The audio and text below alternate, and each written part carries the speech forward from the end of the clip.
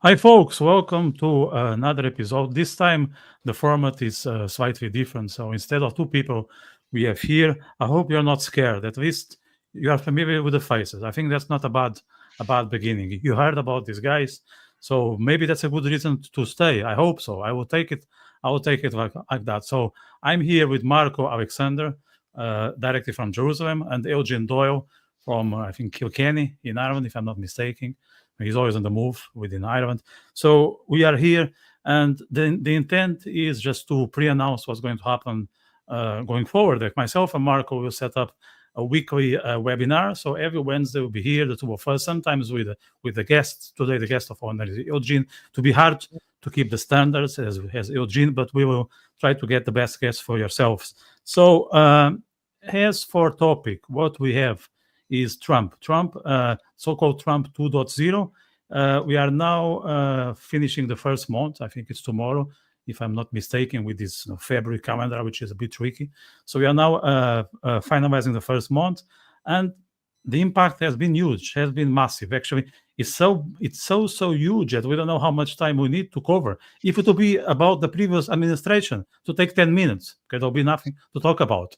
But with Trump, it's at least an hour, if not more. But we'll try to cover not only the impact in the States, but also the repercussions across the world. So we will try to drive this conversation by geography. Let's say we start in the States, then we go to EU, we cover Israel, of course. Israel is always a big theme in this YouTube channel, and also maybe Latin America, China, whatever comes on the way. Another kind of impact, let's say Trump impact in cultural wars, Trump impact in academia, Trump impact in the warfares, that kind of thing. So let's start the conversation. I will pass the ball to Marco since he is the co-host, and he will say the first few words now.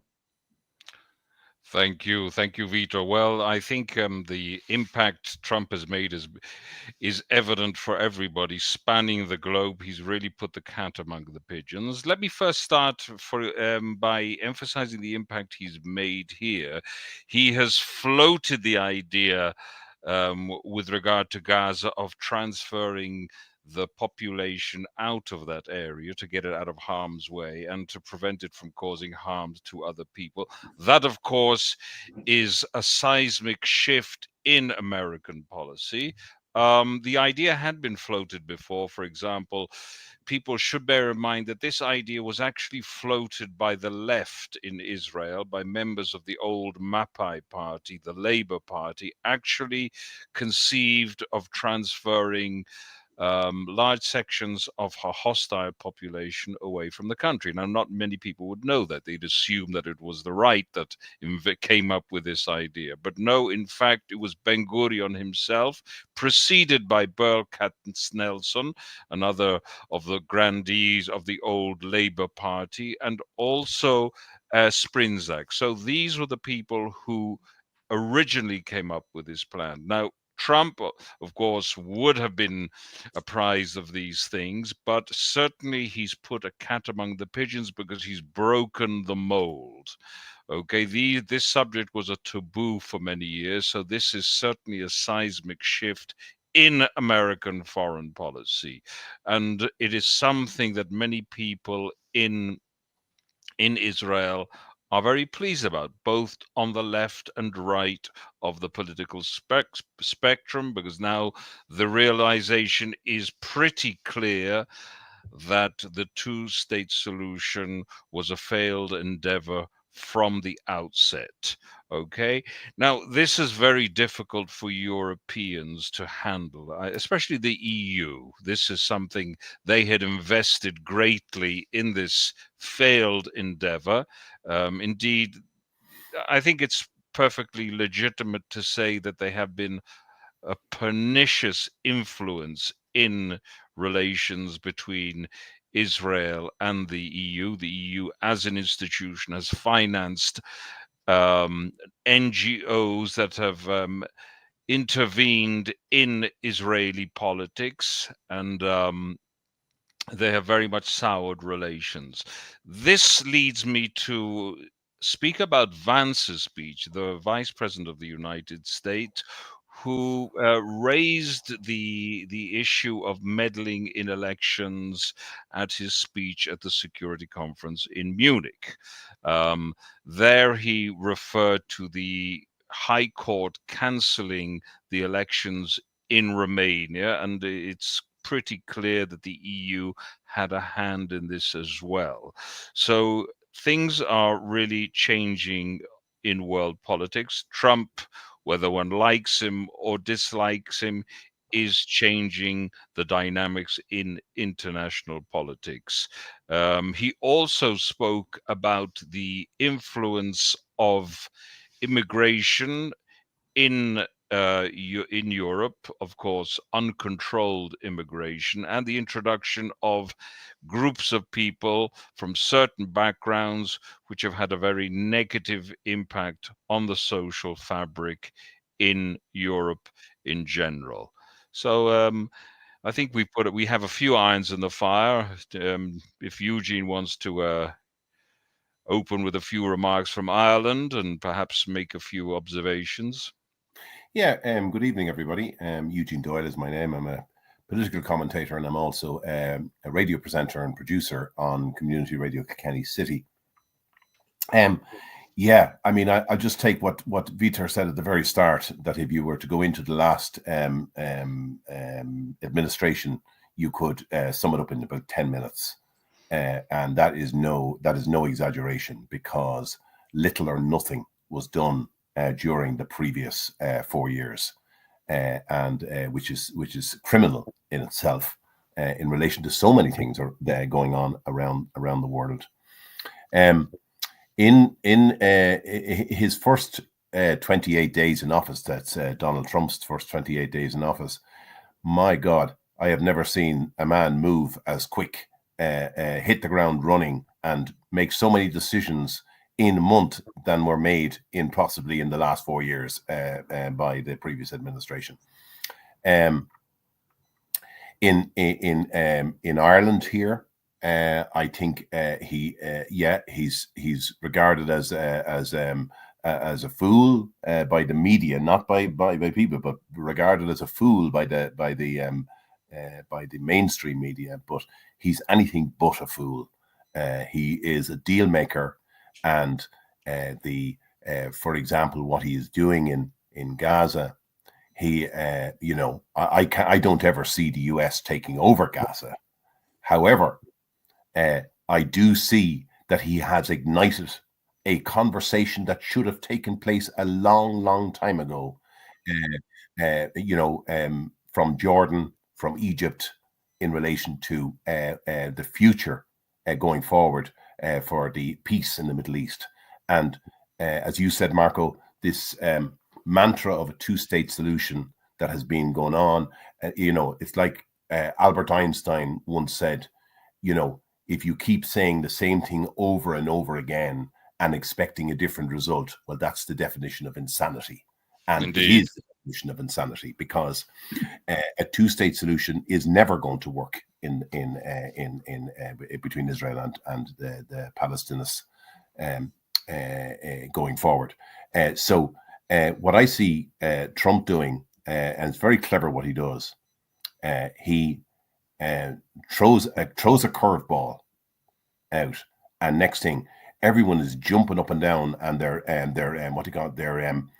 they don't know where to go. They've been trust. This has been a trust upon them, and now they're beginning to speak. I mean, you have Jordan saying, "We'll take in 2,000 sick children." Right, that's only the start of it. And when Trump says Jordan and Egypt will take people from Gaza, they will take people from Gaza. There is no doubt about that, because they have a lot more to lose than Donald Trump has. And what he's doing, guys, he is showing true leadership. That's what he's doing. That has what's been missing, is leadership. Again, as Marco said, whether you like him or not, I mean, I don't agree with everything he does or everything he says. Don't agree with everything he says. However, he ignites a conversation that gets everyone thinking and gets everyone contributing to the conversation that's happening right now. And I know we'll go into some of these points later, but in relation to the war between Russia and Ukraine, nothing was done since 2022 by either Europe or the States except pump money into a war that was never going to be won by the Ukraine. 200 billion gone in from the US, which they'll never recover. 130 or 140 billion from the EU, which they may have maybe to recoup some of that money, but no attempt. It's actually incredible that no attempt was made to create a peace process. And next thing, Trump is in office 28 days, and he has a conversation going in Saudi Arabia, in a neutral country with Saudi Arabia. He's saying who's around the table at the moment. Europe, in my opinion, do not deserve to be around that table right now. So they don't deserve it, because they haven't shown any gumption to bring this war to an end, only to exacerbate it by providing weapons, ammunition to a failed war that was never, as I say, ever going to be won by Ukraine. So I'll come back to some of those later, but yeah. I just want to say the other day I was in a live or a podcast, and one people in the audience, she just said, "Yeah, but Trump promised that he will solve the war in 24 hours." Now, I think these people are fools, because Trump is not black and white. Trump talks in a metaphorical manner. What he means by that is he will prioritize it. He will try to expedite as soon as he can, just to raise some eyebrows. So people need to understand that Trump is rhetorical. He's not talking black and white ever. What he wants is to bring people's attention to issues that needs to be solved ASAP. That's it. So people shouldn't call him a liar or anything like that. They should understand him first before putting that label or the other. So he's not just another politician. Actually, he's not a politician in the traditional sense of things. He's not a careerist by any means. So it's just a month, and as Eugene just said, the conversations are starting. And with the previous administration, in 4 years, there was no advance whatsoever. Maybe we are 1 month away from the end of the war, maybe 2 weeks, maybe 2 months. Even if it's just in the summer, I think we need to stand and applaud Trump. Yes, you're quite right. Yeah. I think he's having an impact also on a cultural level. He's rolled back a lot of the wokery that became mainstream. I would call it a woke-tatorship that has been imposed on many people. Many people identify with his position. They found somebody to champion this cause, at least to champion the idea that there is such a thing as normality. Okay? What we have seen in the past few years, especially under the Biden administration, and what's been happening in the EU, the pushing of certain ideas, certainly the gender agenda. And certainly Biden was very busy playing footsie with the European Union on these matters.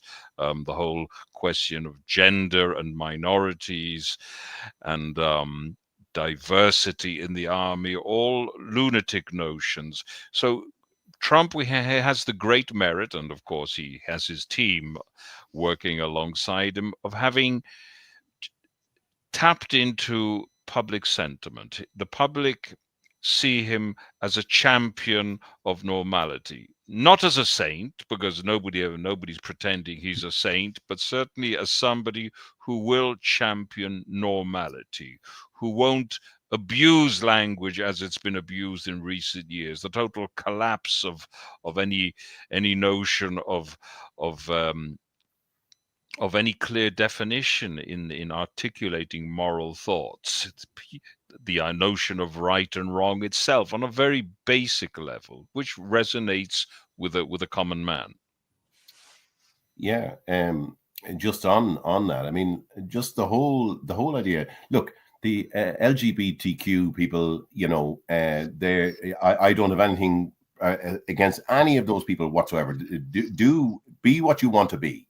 However, where I draw the line, and I think Trump has drawn the line here, is that if you are a born a male and next thing you want to become a woman and next thing you want to enter women's sports, I'm sorry now, but that to me is a red line, because it is just lunacy lunacy on steroids. That's what it is. Lunacy on steroids.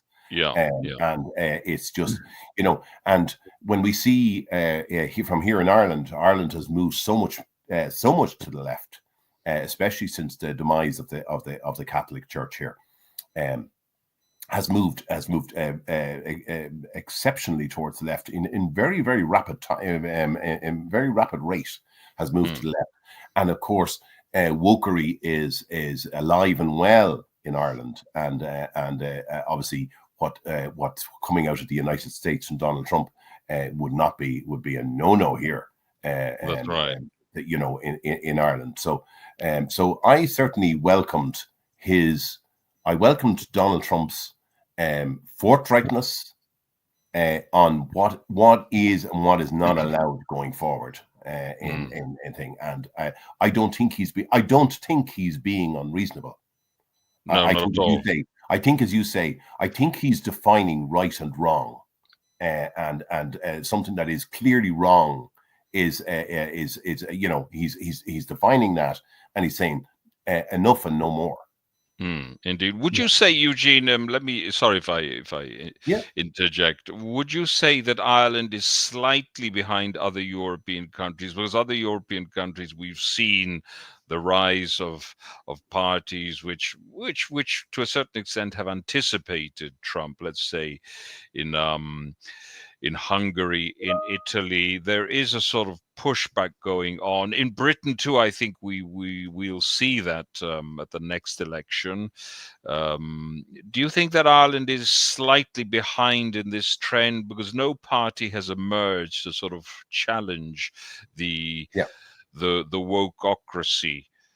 Yes, absolutely. What I would say to that, Marco, and I've held this view for quite some time, that the move to the right here at the moment, and I don't mean far right. I mean the move to the right, to conservative, the conservative, which in my opinion is as legitimate as anyone from the left, to have but that move to the right, is what was I going to say about that move to the right? I read an article in the paper just over the weekend, and I've always held this view that what you have in Ireland in right parties at the moment are absolute lunatics.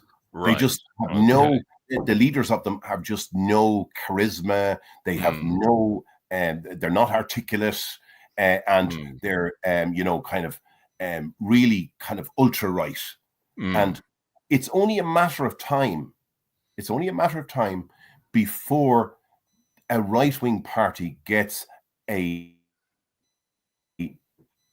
leader that it can articulate policies of conservatism and the right. It's only a matter of time, and that's what's held it up in Ireland, because there's just pure lunatics there at the moment, and they will never get a seat, and they will never get past me. But once that person rises, I think that you will see debate happening by someone at a party that has credibility, and so it's only a matter of time. But yes, to answer your question, Ireland is very much behind the curve on as far as European countries are concerned, in relation to anticipating Trump's return to the White House.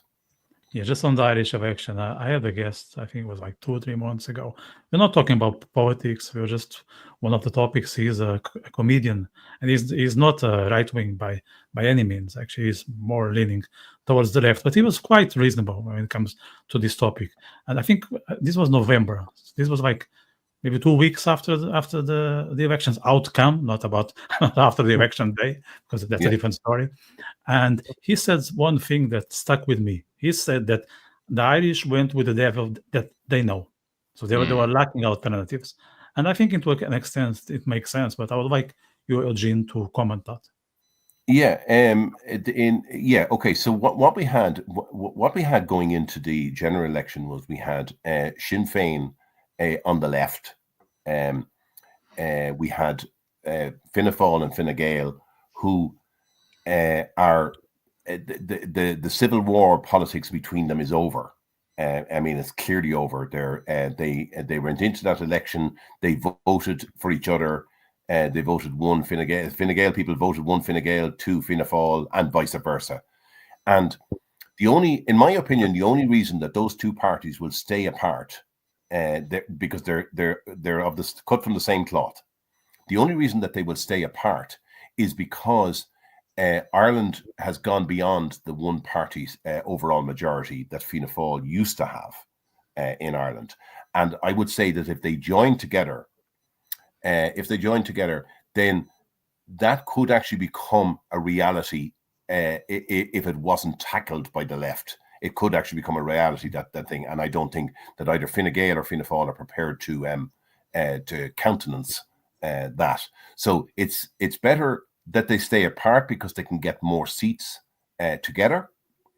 But what you had going on in with the electorate was that they were able. It was the devil you know is better than the devil you don't know. There's no doubt, because Ireland has a surplus. It's doing well, foreign investment, and next thing you had the threat of Sinn Féin coming in with all its some people would say just completely crazy policies that would have set Ireland back big time. And I don't think that the people are prepared anytime soon to have that. I think they're happy. I think that Fianna Fáil, Fine Gael, and one other, because they can't get them the seats themselves. They need, in this case now, they have independence, the regional independence in the government, which are stable. They're stable independence that should last the 5 years. And they're but the thing about the rural independents that are in this time, they're a mixture of centre and a little bit to the right as well. They're not all left wing. And you can see now that in Fine Gael now, you can see that where Varadkar had moved Fine Gael to the left with all his policies, you can now see Simon Harris, who's now the Taoiseach Deputy Prime Minister. You can see him moving slightly more right of centre, which is where Fine Gael normally sat as a party. Fianna Fáil were an all-encompassing party, but kind of stayed in the centre, and I suppose they will continue to do that. Now they have very much left ideas on Gaza and on the Palestinian situation. We'll talk about that maybe later on. But in relation to the government, yes, the people were not prepared to go down a road that they of people that they could not trust to be heading a government here. Mm-hmm. So, speaking about the Taoiseach and the Taoiseach and the Uachtaráin, for those of us who aren't familiar with these terms, we're talking about the Prime Minister, the Foreign Minister, and the President of Ireland. They certainly made some very serious statements with regard to the situation here in the Middle East. Do you think they have really overstepped the mark on that? Because there seems to be a little bit of push, a little bit of a retreat from those positions. Yes, I believe that they moved. They crossed a red line, in my opinion. They crossed the red line that was beginning to be seen by the United States, which is one country they do not want to fall out with, is the United States. I noticed that in the last maybe just couple of weeks, I noticed in some stories in the papers I notice now that there's slight balance coming. I saw an article on RTE online today about the ceasefires in Gaza and the ceasefire in Lebanon, and normally they don't mention Hezbollah's responsibilities or Hamas's responsibilities for those ceasefires. But you can see little nuggets of change. It's very small, but very nuggets of change. Now, I'm also guessing that the Taoiseach and the Taoiseach are no fools. So, or they wouldn't be where they are, right? So they're no fools, but they see that they're this constant viewed as anti-Semitism coming from Ireland, coming from the president down, and the powers to be, in the civil service and all that. I think that Ireland knows now that they could suffer financially from this, especially with the Occupied Territories Bill, which if I was a betting man, I would say that Occupied Territories Bill will be pushed out and out and out, that it won't see the light of day, because the Occupied Territories Bill can only be passed by Europe. Ireland has no say in those matters whatsoever. It's a European. It's a European. They have the gift to decide on where, on whether sanctions or whatever should be made on Israel or whoever. The other point about that is that, and I know you said it earlier, Marco, about Europe being EU being a pernicious influence in the West, and I agree with that. However, that's an EU level at a central level. I believe that Ireland is way behind a lot of European countries when it comes to Israel. They could be classed as much more anti-Semitic and Israel haters than some of our European neighbors. Whereas I do agree with what you're saying, that the EU centrally has been a pernicious had a pernicious influence on matters to do with Israel and the Middle East. Right. To be perfectly honest, it's very difficult to construe the positions of the Taoiseach, the Uachtaráin and the Taoiseach as not being anti-Semitic. They do seem to wear it on their sleeve. It seems pretty clear to me that it is an anti-Semitic sentiment. I have no problems with anti-Semitism, anti-Semites. I have a problem with people who deny being an anti-Semite. If somebody wants to be an anti-Semite, that's perfectly fine with me. But I invoke the right to identify them as such. What I would like to ask you is, how do these positions and these sentiments resonate among the general population, if indeed they do resonate? My recollection of Irish people is that the Irish people are very fair-minded and generous people, and it takes something. Otherwise they wouldn't take such positions, or they wouldn't elect such representatives. It seems to me that the atmosphere has been poisoned in Ireland over a long period of time.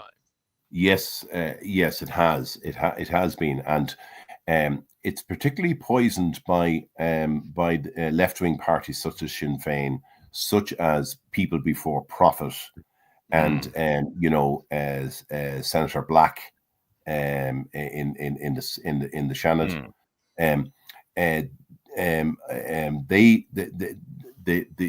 The ante has been upped big time in relation to this, because I think it's used as a how would you say it? It's actually used. These people, some of these people get votes because they talk about this. Indeed. They get votes from it. It's in their interest to do it. To stir things up.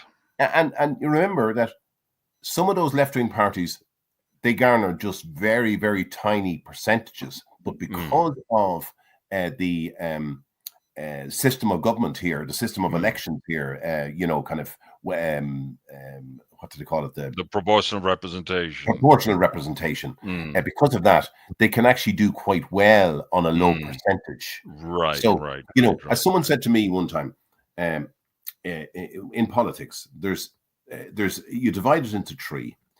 15% on my left, 15% on my left will love a politician. Absolutely love a politician. No matter what they do, whether it's good or bad, they'll support them. Yeah. You have 15% on the right who will actually hate everything they do. No matter whether they do something right or not, they will hate them. But that 70% in the middle are genuinely reasonable people. They're reasonable people who will make up their own minds on these matters. So to answer your question, I don't believe that the Irish people, I don't believe that the politicians are reflecting the Irish people's view on right. Israel.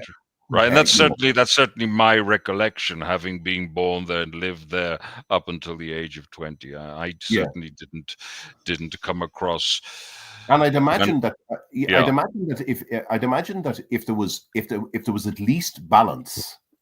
Yeah. I mean, no one is trying to say here we should love Israel or love any country for that matter. But, right. It's the lack of balance, and I think ordinary people. That ordinary 70% in the middle people, I think they can see through that, and they make up their own minds on these matters. But during the election campaign, I don't think that Gaza was really raised as a major issue in the elections. It was raised, but not. And the thing is, it's all about it's all about the economy. Economy, stupid. That's what it's about. Right.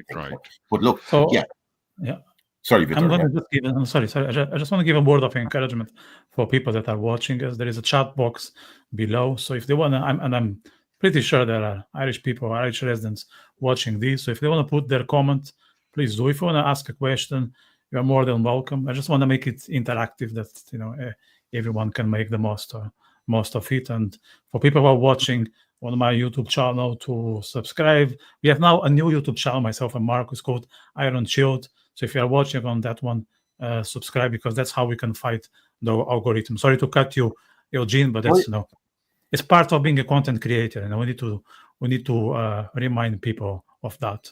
Absolutely. Yeah.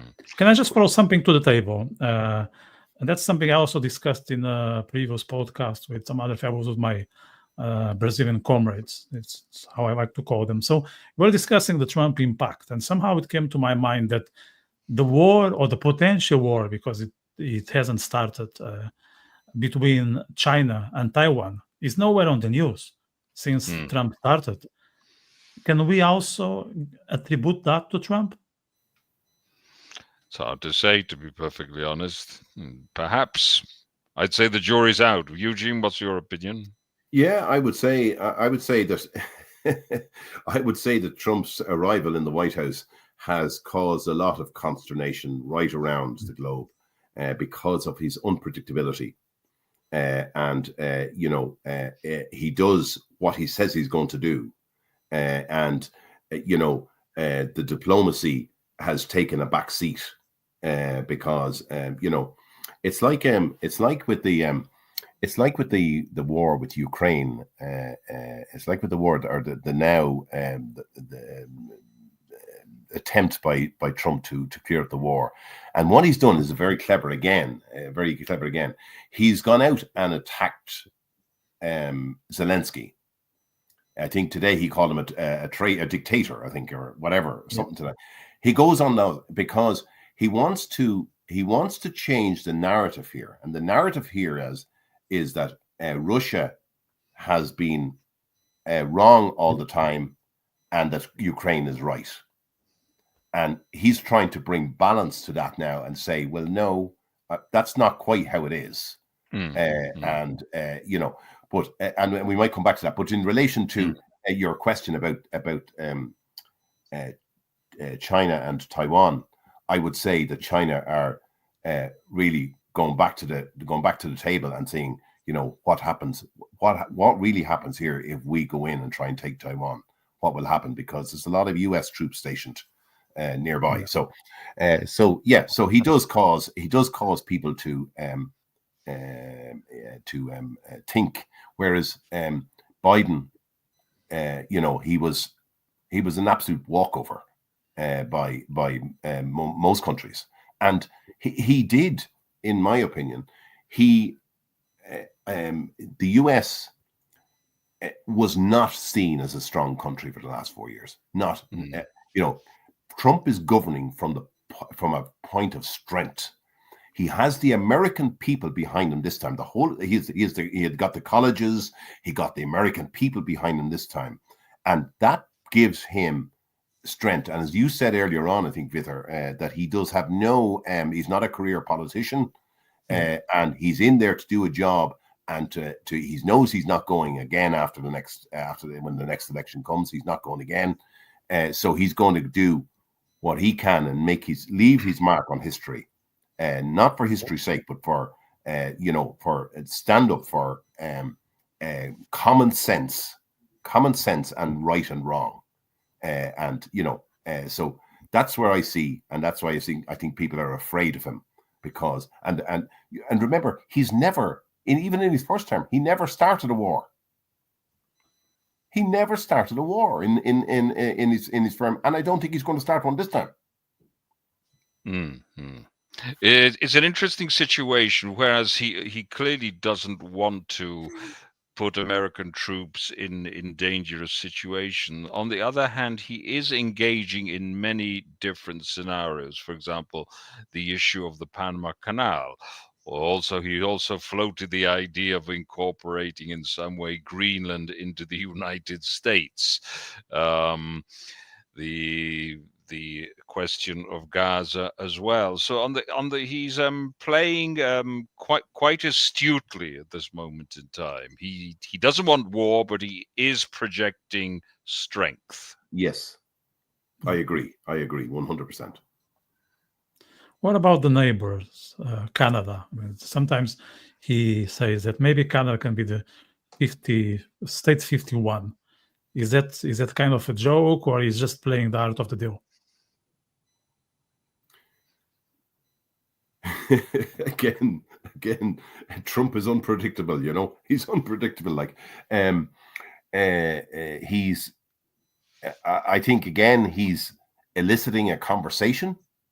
He probably doesn't mean exactly that, but he wants to see certainly trade between those two, between Canada and themselves, and maybe he's be better, and maybe he's opening a conversation, maybe and getting Canadians to think, about where their future lies. Does it lie in the 52nd, in the 51st or 52nd state, whichever one it is? Maybe he's opening a conversation about it. It's possible. That's how it started. Maybe Ireland is next. I'm just thinking here. Maybe Ireland will be state 52. Can you imagine? I imagine that will be some modification in this country. Yeah. I think he's more. I think there's more serious about Greenland. I think there is. I think there's something more about that, because that is a preferred gateway to Europe, is to go through Greenland. Is a preferred. So I think there is something will happen there. I don't know what, but something will happen. I don't think he says anything just for the sake of saying it. Yeah, I think he has. Funny is, like, most people haven't heard of Greenland in the past, and now there are a lot of Greenland experts. Everyone knows Greenland history. Everyone knows Greenland demographics, ethnicity. Everyone knows everything about Greenland just because Trump is interested in Greenland. Isn't that fantastic? Oh, absolutely. I mean, I never even knew that Norway was had a part in. I never knew that James Norway Denmark. or Sorry Denmark. to Sorry, correct Denmark. you. I never knew that Denmark had a stake in there. So I didn't until Trump brought this out. So maybe that's me and my history, but I didn't know it. So he certainly taught me a lesson. Let's go to Israel. Let's go back to Israel and like Marco, I've never left Israel. No, we see you. We see the Western Wall behind you. It's that simple. So that was like Israel is Yes. quite a divided country. Maybe not.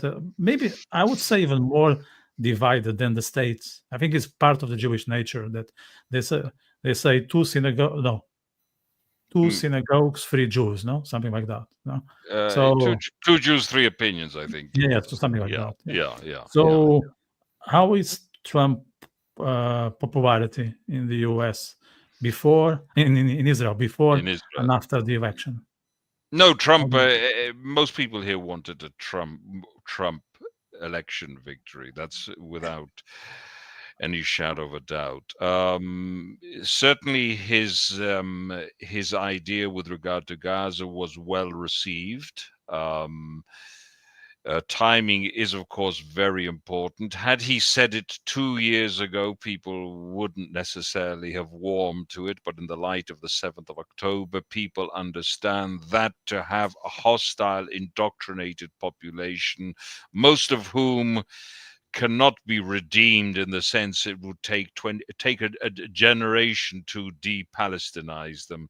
They understand that the best thing for everybody, and indeed for this population itself and for their children, is for them to be de-radicalized, de-Palestinized, and to be absorbed in the surrounding Arab countries, who, after all, have used them to fight a proxy war against Israel. And I think we have to emphasize this point, that the so-called Palestinian cause, Palestinism, this ideology, is an instrument that has been used by the surrounding countries, that has been sponsored by the surrounding countries, that has poisoned the textbooks also of European universities. The money that comes from Arab sources, especially Qatar, but prior to that also Saudi Arabia, truth be told, and other actors, has poisoned generations in the Arab world and also in Europe.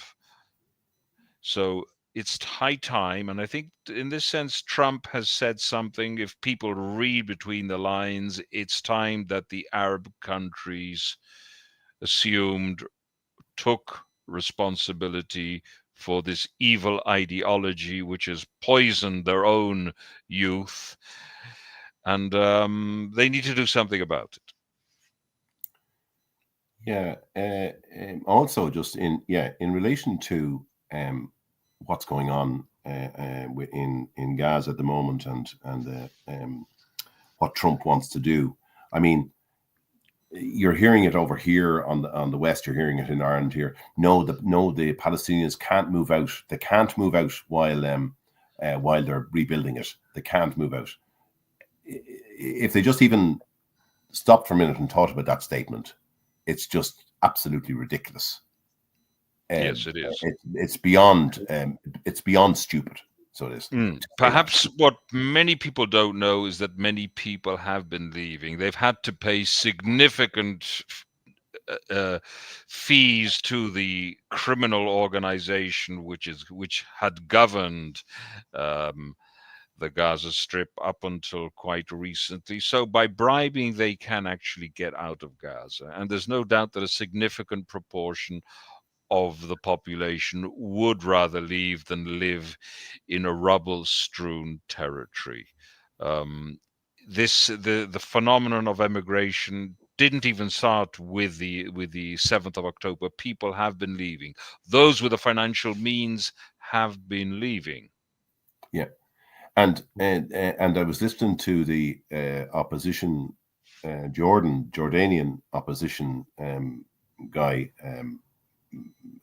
Madron, saying that in Gaza, the Gazans do not support, the people in Gaza do not actually support Hamas. They don't support Hamas. There's apparently 2-point-something million Gazans in Gaza, and among them is 250,000 Hamas. That's 10% operatives, 10% living among the population. And as he pointed out, in Germany, there was 6% of Nazis living among the 94% non-Nazis, and yet they were able to do all they did in take it and create a Holocaust as well. So those people who want to move can't do anything because they're surrounded by every 10 people there's at least one Hamas person among them, and so they can't. I think that one thing that impressed me, Marco, during the last 2 weeks, and I wish Israel would do a lot more of this, is your foreign minister Katz. The foreign minister now is Gideon Saar. Gideon Saar. The other guy is the defense minister. Sorry, Gideon Saar was answering questions, and he answered a Palestinian journalist telling him the truth about Palestine, and saying, that this land is belonged to the Jewish people, and and cut him dead, and and I'm saying to myself, if only the Israelis would do that more often.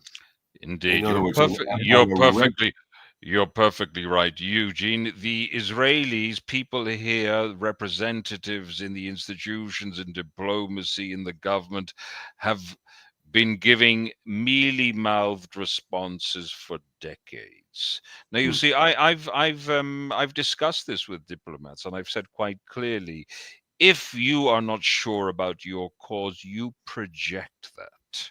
People sense it, okay? And when they talk about two-state solutions, here they blow their own position, because in essence what they're saying is they're admitting to having robbed the land and being prepared to give back half of what they've stolen. And this is a totally flawed position. I mean, if I were a non-Israeli, a non-Jew, I certainly wouldn't buy that. I would never accept that. So I'd become a two-state. I certainly wouldn't accept that. So for too long, yes, you're perfectly right. They have been unable or unwilling to articulate the correct position.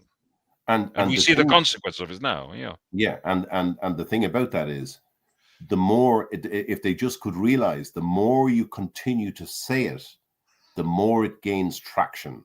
Absolutely. You see, you raise a very interesting point.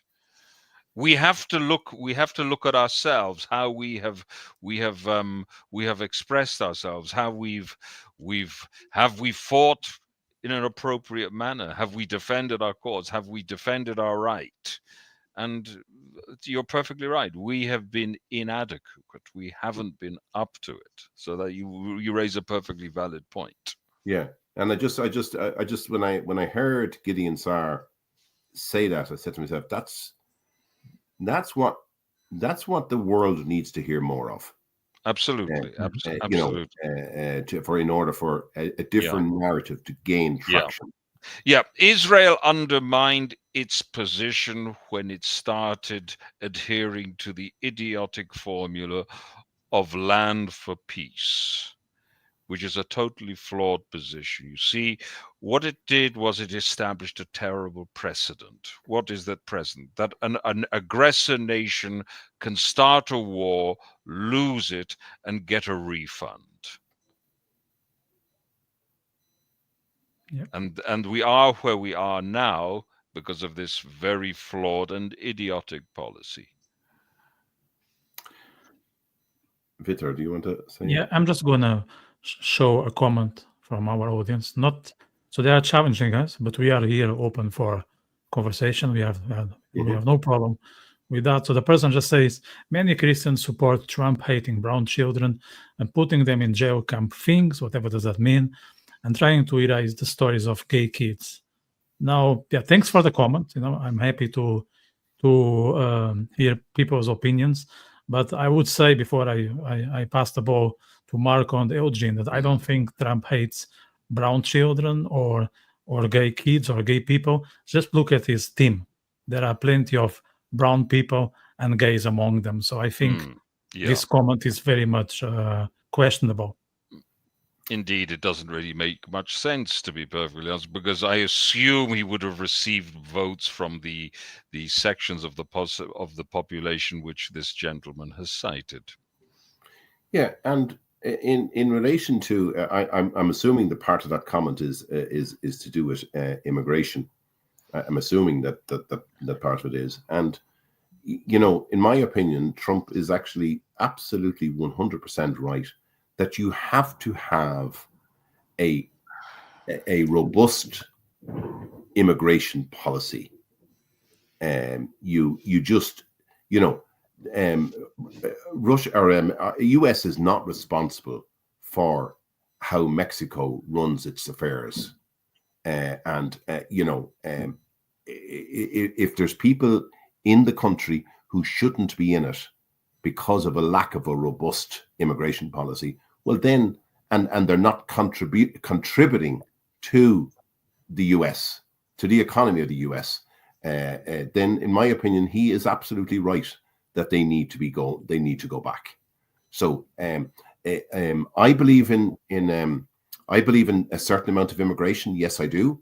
I think that if people come to Ireland here and they're prepared to contribute and not live off welfare of the state, but if they're prepared to contribute to the to everything that's Irish and thing, I then welcome them, because they're actually doing something. They're because Ireland went to the US and they went to the UK and they built those countries. Exactly. Yeah. Exactly. They built those countries. They didn't more live on than. Indeed, but you have to see that not all immigration is the same. A country is wise to discriminate, and I use this word to discriminate in favor of those immigrants who can contribute, and not place stress on the social fabric. Okay, so it's perfectly reasonable for a country to discriminate, to be choosy about whom they want to admit into a country, an immigration that's compatible with the customs and mores of the people. And culturally compatible.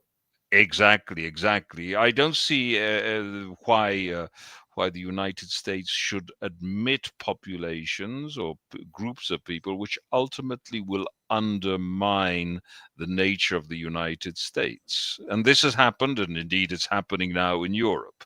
Trump is moving to get things under control and to expel those elements which he believes to be, and rightly so, to be a danger to the United States.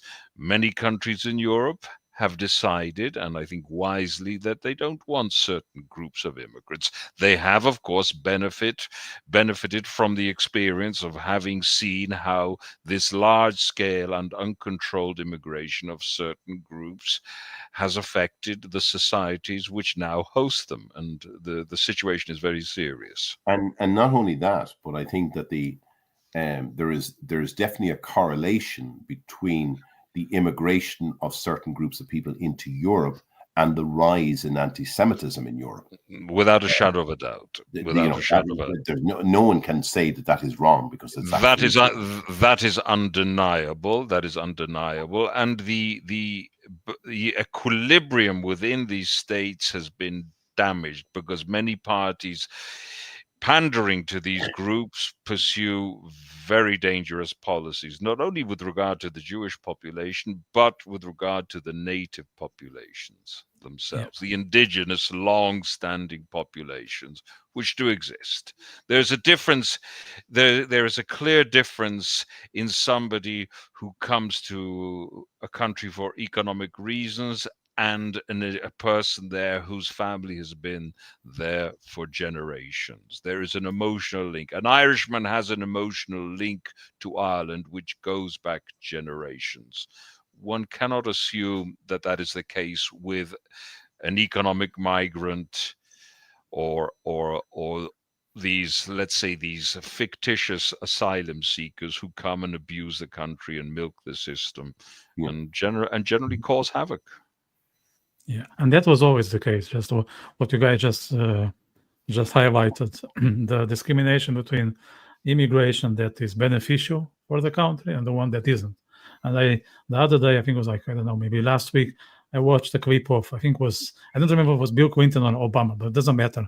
Was that part of the political spectrum? And they were just saying what we just said. And that was common sense. Everyone would agree because that's how a country should be ruled. But nowadays, it seems that if we say that we have an issue with certain groups, or we need to think twice before opening the door to some ethnicities, we are racists. And it's not like that. It's not like that. I want to make it. Criteria. I want to make it quite clear here that I am not racist. I am not racist. And because you discuss something in an open forum, you discuss something that you have a belief in, there's a difference between people who are racist and what we're talking about here. There is people who are racist. There's no doubt about that. And in my opinion, they should be. Eugene, that's right. But there are people who also become racist as a result of desperation as well, and that's in a vacuum. That's right. Out of desperate, If in a vacuum where you don't have a robust, robust immigration system that's based on the needs of the country at any given time. Can I just raise? Do you mind if I just raise an issue in relation to Ireland and Israel? And no, go ahead. Yeah, sure. This is something that the powers to be here keep trotting out, that they link what's going on between Israel and the West Bank and PA and Hamas and all of that and thing. They link that to our history as a country colonized by the UK. Now, first of all, in my opinion, there is absolutely no correlation whatsoever between nothing. None. They couldn't be actually further apart. It's a disanalogy. Because, and again, this goes back to the likes of, impressed by Gideon Saar coming out and talking about Israel's right to be there, and we need more of that. But the other thing was that during the Troubles here, Sinn Féin IRA at the time were banned off the airwaves. They were regarded as terrorists, and they weren't allowed. They weren't allowed on media. Everyone was saying, all the do-gooders were saying, "Not in my name, not in my name." Now, how can you have that position in Ireland, and then if you map that over to Israel and what's going on with Hamas, right, and in Gaza? Okay, so first of all, you have a democratic state, which is Israel. A fully democratic state, even more democratic than Ireland, right? I would argue. Well, the problem here is it's democratic to a fault. Exactly. It's imperiled its own existence by allowing a pretty large body of the population to vote for candidates who are bent on undermining the existence of the Jewish state. And Well, this is a statement of. You couldn't have put it better, Marco. Yeah. The with regard to the very often you hear people like Jerry Adams, of course, who wasn't a member of the IRA, um, uh, trying to make a comparison between how the conflict in Northern Ireland was solved and the conflict here, which shows a complete lack of understanding or bad faith, or indeed both. When one analyzes the Irish situation, neither of the two sides was seeking the destruction, let me say it, the genocide of the other side.